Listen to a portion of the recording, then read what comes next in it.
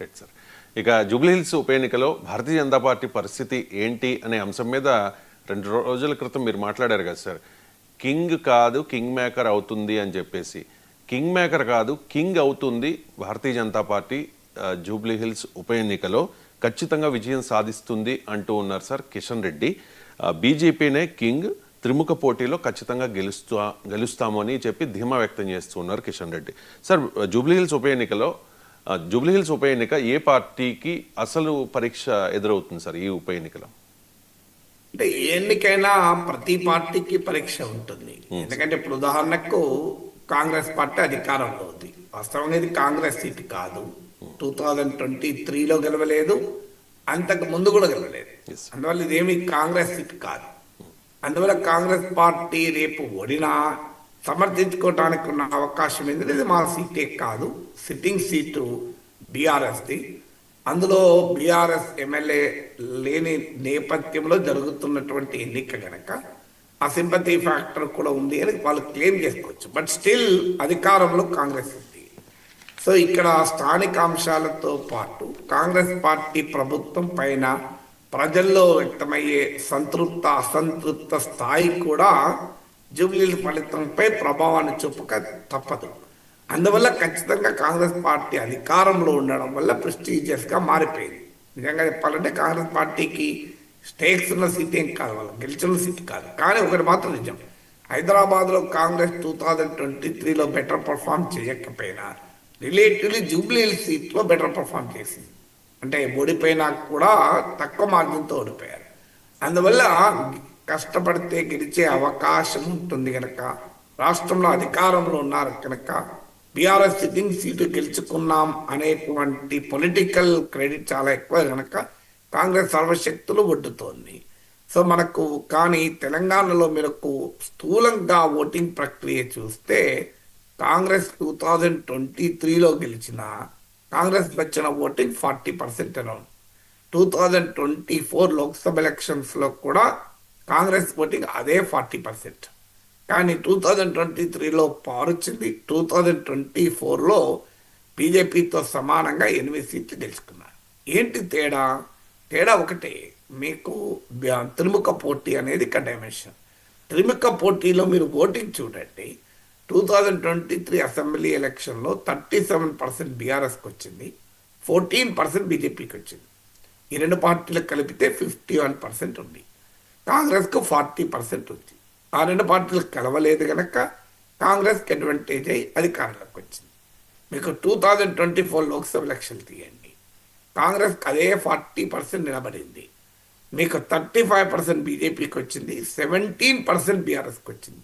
మళ్ళీ అదే 52%, సేమ్ చూడండి, 51, 52 సేమ్. మళ్ళీ కాంగ్రెస్కు 40. సో త్రిముఖ పోటీలో కాంగ్రెస్ కూడా 8 సీట్లు గెలుచుకుంది, బీజేపీ 8 సీట్లు గెలుచుకుంది, బీఆర్ఎస్కి 1 సీట్ రాలే. ఇప్పుడు జూబ్లీహిల్స్ బై ఎలక్షన్లో ఎవరు గెలుస్తారు ఎవరు ఓడుతారు అనేది కన్నా ఈ ఓటింగ్ పర్సంటేజెస్ ఎలా రిఫ్లెక్ట్ అవుతాయి. ఇప్పుడు కాంగ్రెస్ గెలిస్తే అదనంగా బోనస్, తన 40% ఓట్ బేస్ను కనుక నిలబెట్టుకోకపోతే అది ఇంకా పెద్ద సవాల్ అవుతుంది. చూడండి, 40% ఓటింగ్ కూడా నిలబెట్టుకోలేకపోయింది కాంగ్రెస్ పార్టీకి అని. సో కాంగ్రెస్ పార్టీకి 2 పరీక్షలు. ఒకటి, అధికారంలో ఉన్నారు కనుక బీఆర్ఎస్ పైన పై చేయి సాధించి తక్కువ మార్జిన్తో ఓడిపోయిన సీటు కనుక బీఆర్ఎస్ నుంచి కనుక ఈ సీటు తీసుకోగలిగితే అది అదనంగా పొలిటికల్ ప్రెస్టేజ్ కాంగ్రెస్ కలిసి వస్తుంది. ఒకవేళ కాంగ్రెస్ గెలవకపోయినా తన 40% ఓటింగ్ నిలబెట్టుకోగలిగితే సమర్థించుకోవడానికి అవకాశం ఉంటుంది. మాకు అసెంబ్లీ ఎలక్షన్లో కూడా 40% వచ్చింది. పార్టీ ప్రభుత్వం పట్ల వ్యతిరేకత ఉందని ప్రతిపక్షాలు ఇంత ప్రచారం చేసినా మా ఓటింగ్ మేము నిలబెట్టుకున్నాం అని చెప్పుకోవడానికి అవకాశం ఉంటుంది. చూడండి, ఇప్పుడు జూబ్లీహిల్స్ ప్రచారంలో కూడా సీఎం రేవంత్ రెడ్డి ఏమన్నాడు, బీఆర్ఎస్ బీజేపీ ఒకటే, మీరు లోక్సభ ఎలక్షన్స్లో బీఆర్ఎస్ అంత ఎక్కువ సీట్లలో డిపాజిట్ కోల్పోయి 1 ఎంపీ సీట్ గెలుచుకోకుండా బీజేపీని 8 సీట్లలో గెలిపించింది అని. ఇప్పుడు బీజేపీ కూడా ఇక్కడ బీఆర్ఎస్ను గెలిపిస్తుంది అని ఓపెన్గానే కాంగ్రెస్ నాయకులు ప్రచారం కూడా చేస్తున్నారు. సో అందువల్ల రేపు జూబ్లీహిల్స్లో కూడా ఎన్నిక ఫలితం తర్వాత కూడా ఓటింగ్ ప్యాటర్న్ ఆధారంగా ఈ చర్చ మొదలవుతుంది. అందువల్ల నేను అందుకే జూబ్లీహిల్స్ బై ఎలక్షన్స్ ఫలితాన్ని నిర్ణయించే మొదటి ఫ్యాక్టరు బీజేపీ పర్ఫార్మెన్స్ అని చెప్పింది. అందుకే నేను కింగ్ మేకర్ అన్నది. కింగ్ మేకర్ అంటే వేరే పార్టీని కింగ్ చేస్తుందని కాదు. సో బీజేపీకి వచ్చేటువంటి ఓటింగే జూబ్లీహిల్స్ బైపోల్ యొక్క డైరెక్షన్ తెలియజేస్తుంది. మీకు బీజేపీకి కనుక 20% దాటితే కాంగ్రెస్ పార్టీ గెలుపు అవకాశాలు పెరుగుతాయి. బీజేపీకి 25% దాటాయనుకోండి, కాంగ్రెస్ గెలవడం ఖాయం. లేదు, బీజేపీకి 10 to 15% మధ్యలోనే ఉందనుకుందాం. సో కాంగ్రెస్ పార్టీ చాలా ఎదుర్కోవాల్సి ఉంటుంది ఛాలెంజ్ను. సో అందువల్ల బీజేపీకి వచ్చే ఓటింగ్ అనేది Jubilee Hills by election result decide చేస్తుంది. సో ఎందుకు అంటే మీకు త్రిముఖ పోటీకి ఉండేటువంటి క్యారెక్టర్ అది. ఇప్పుడు బీజేపీ అయినా బీఆర్ఎస్ అయినా అధికారంలో కాంగ్రెస్ ఉంది కనుక ప్రభుత్వ వ్యతిరేక ఓటు అనే స్పేస్ను వాళ్ళు తీసుకోవాలి. ఆ స్పేసు కాంగ్రెస్ వ్యతిరేక స్పేస్ తెలంగాణలో అసెంబ్లీ ఎలక్షన్లో కానీ లోక్సభ ఎలక్షన్లో కానీ లిటిల్ ఓవర్ 50% ఉంది. కాంగ్రెస్ పార్టీకి 40% ఓటింగ్ ఉంది. సో అందువల్ల ఈ స్పేస్లో కనుక అటు ఇటు మారుతూ ఉంటాయి.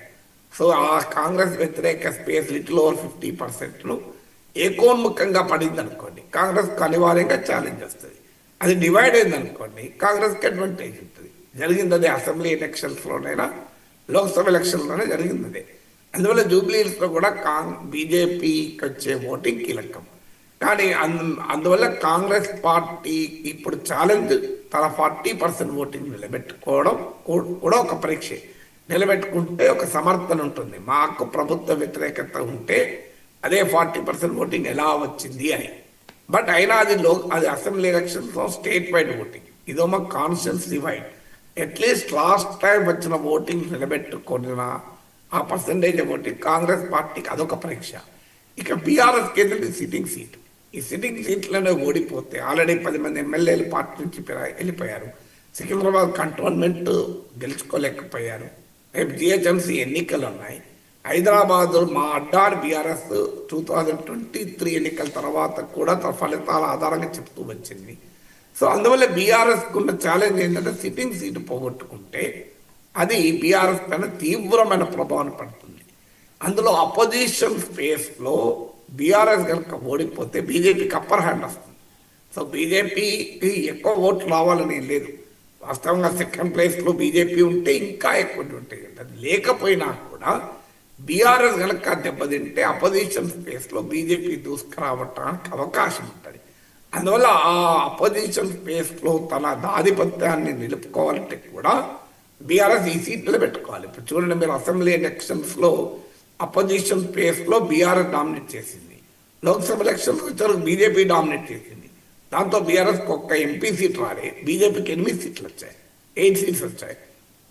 అందువల్ల అపోజిషన్ స్పేస్లో ఎవరు డామినేట్ చేస్తారన్నది కూడా భవిష్యత్ తెలంగాణ రాజకీయాల కీలకం. ఇక్కడ ఈ జూబ్లీహిల్స్ బై ఎలక్షన్తో ఏం అధికారం ఏం మారదు. కాంగ్రెస్ పార్టీ ప్రభుత్వం ఏం పడిపోదు, రేవంత్ రెడ్డి ప్రభుత్వం రాజీనామా చేయాల్సిన అవసరం ఉండదు. కానీ అపోజిషన్ స్పేస్ కొరకు జరుగుతున్న పోటీ కూడా ఇది.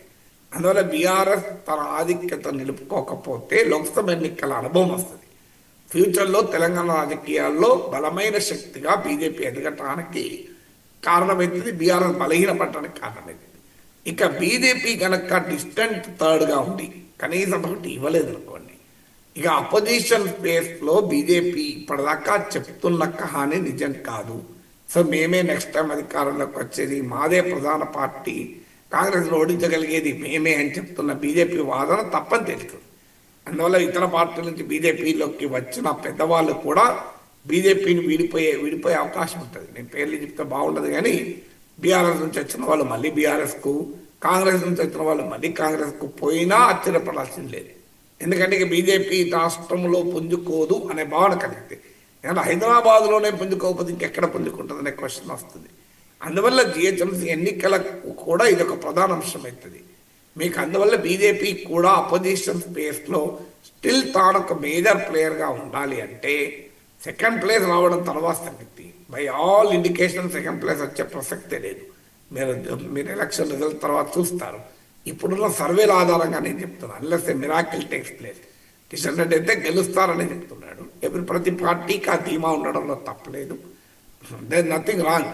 ప్రతిసారి మన ప్రిడిక్షనే కరెక్ట్ కావాలని రూల్ ఏమీ లేదు కూడా. ఎందుకంటే జిహెచ్ఎంసీ ఎన్నికల సమయంలో కూడా బీజేపీకి నేను ఊహించిన దానికన్నా ఎక్కువ సీట్లు వచ్చాయి. అందువల్ల నేనేం కాదని అనడం లేదు. కానీ ఇప్పుడున్న సర్వేల ప్రకారం అయితే బీఆర్ఎస్ను దాటి బీజేపీ పోతుంది అనేది ఏ సర్వే చెప్పడం లేదు. అందువల్ల బీజేపీ కనీసం ఒక రెస్పెక్టబుల్ ఓటింగ్ కనుక తెచ్చుకోగలిగితే, సో అపోజిషన్ ఫేస్లో తాను కూడా ఒక ప్రధాన ప్లేయర్గా బీజేపీ నిలబడగలుగుతుంది. అందువల్ల అన్ని పార్టీలకు ఇది డెఫినెట్గా పరీక్షా సమయమే. ఇటు సరిగ్గా 2023 తెలంగాణ అసెంబ్లీ